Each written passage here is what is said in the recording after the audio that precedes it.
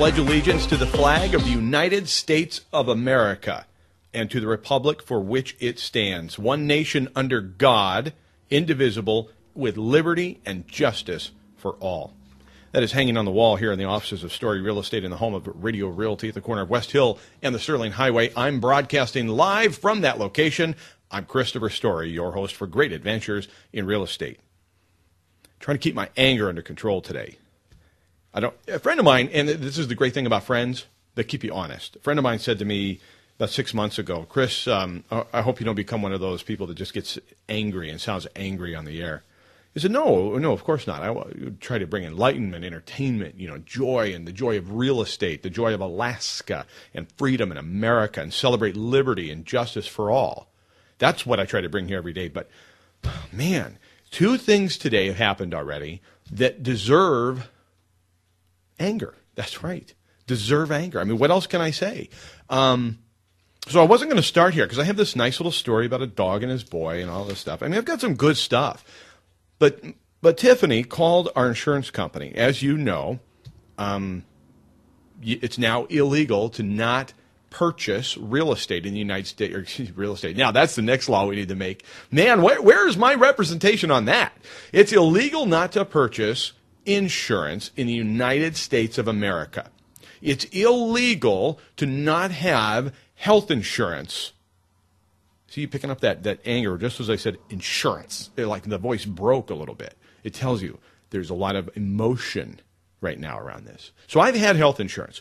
It's not platinum. It's not wonderful. It's not great, but it's there. It's got a fairly high deductible. It's called major medical in the event that something should happen.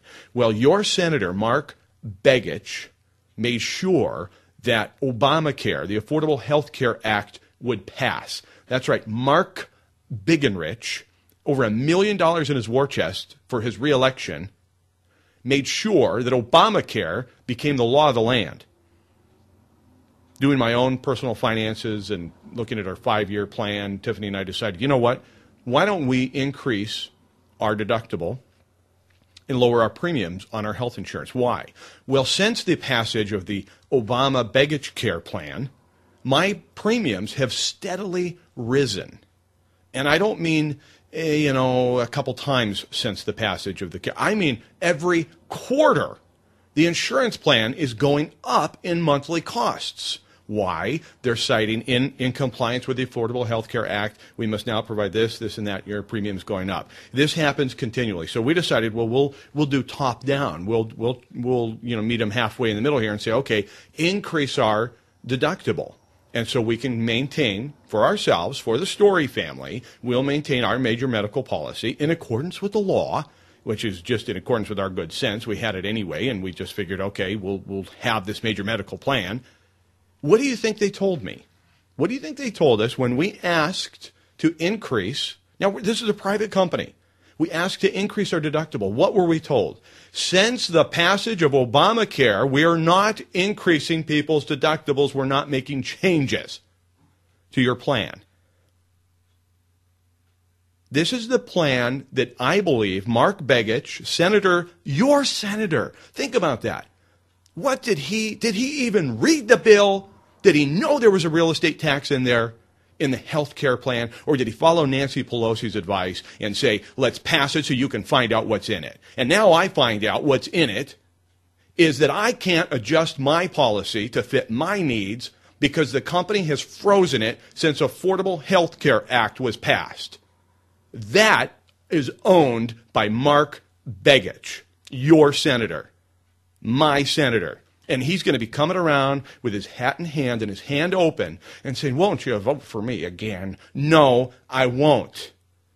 And, oh, man, he has got some splaining to do. That's how mad I am. This is my policy. This is my plan. And guess what they're basically forcing you to do? Turn to the government. Assemblyman Bill Smith comes before the Homer City Council and says, hey, the Assembly is asking Juneau to expand the poverty level in Alaska to 138% of the federal policy guidelines for poverty so that we can have more Medicaid in Alaska, more poor people mentally. He wants to drive up the number of people that feel they're poor. I can't help but see a pattern here. I am so frustrated, so upset. What do I do? What can you do? We have an insurance policy. And there's so many hidden things inside of the Affordable Health Care Act. There's so much destruction and devastation to the land that you and I know that Mark Begich has got some serious explaining to do before he asks for a single vote in this state.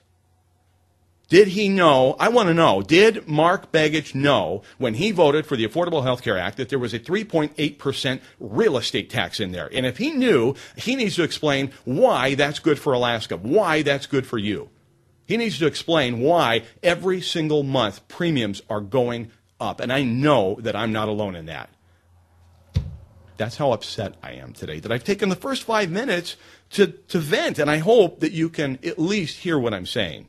That Mark Begich is going to be coming around asking for your vote. And he's got some real explaining to do. He's got over $1 million. He voted against gun control.